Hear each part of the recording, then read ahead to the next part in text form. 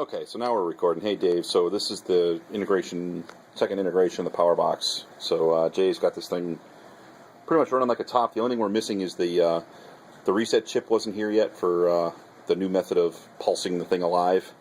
So that'll come in. It just has to be soldered on later. So we can't test waking up at 5 in the morning type of deal, but pretty much everything else seems to be working pretty well. So we're just going to show you. Jay's going to turn it on with a remote control. We have our brick and battery all plugged in. So there we go, the board just came up. Those first 4 LEDs they default to on, and you'll be able to tell it's alive once it starts blinking stuff. So is it booting up? Oh, it's not? No. So it's stuck in the bootloader. That's something I've noticed with this board. So go ahead and hold the remote down for 5 seconds, it'll force it off. So that'll happen in a moment. There it is. There, we just power cycled it. So we don't even need the read switch. There it goes. And now it's booting. Yeah, that happens once in a great while. The bootloader does that, and I've noticed, hopefully only on cold start. I don't think I've ever had that happen on a soft start, which is more the normal use case.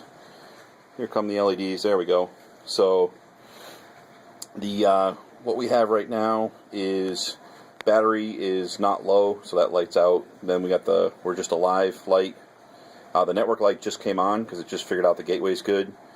That's just we're going to not populate that one, but right now it's just tied to the first relay to turn on the node.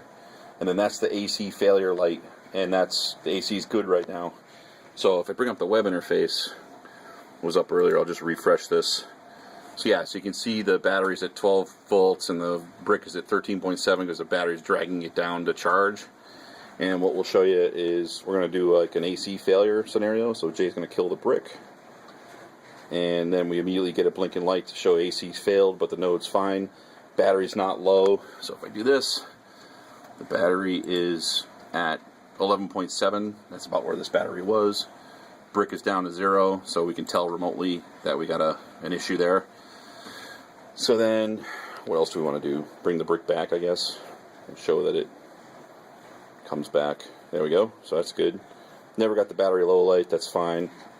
Do we want to do chrono dot? I mean, I can show you that real quick. If I go and do real-time clock, I can tell it to set it via NTP. We have no battery, the little backup battery. We're waiting for that to come in, but this should set it from NTP. It just timed out. I can just refresh it. NTP takes a moment. There we go. So the date and time's correct. September 16th, 1827. I can set the chrono dot to the Linux time, and now the chrono dot's strapped. Enable the alarm, and I could just set it to wake up and soft power this thing off. So what you would do is power it off. I'll do that now. I'll just do a soft power off. Okay. So now the box, it's going down. There it goes. All those lights should turn off in a moment as soon as it powers off. There we go. And what we'll do, since we don't have the chrono dot wake up, we'll use Jay's remote to wake it up. And he just woke it up. Now it should boot. Hopefully the bone will come up this time. Yep. First LED, second LED, third, fourth. Yep, it's booting. And the other risk is just that the network comes up. So you know my software's running as soon as it starts blinking that first LED. There it is. So we got no low battery, yes brick. The other one's going to be do not populate. And then as soon as the network comes alive, that network light would come on. It takes a second for it to do DHCP and get all its... There it is. Network's good. So now I can go over here. I can go to Powerbox status. And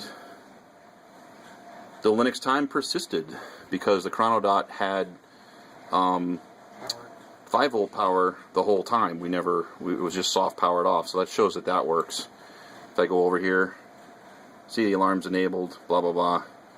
And we tested earlier that it trips properly. We just got to get this one reset chip that gets us what we need to do a fully debounced wake up signal.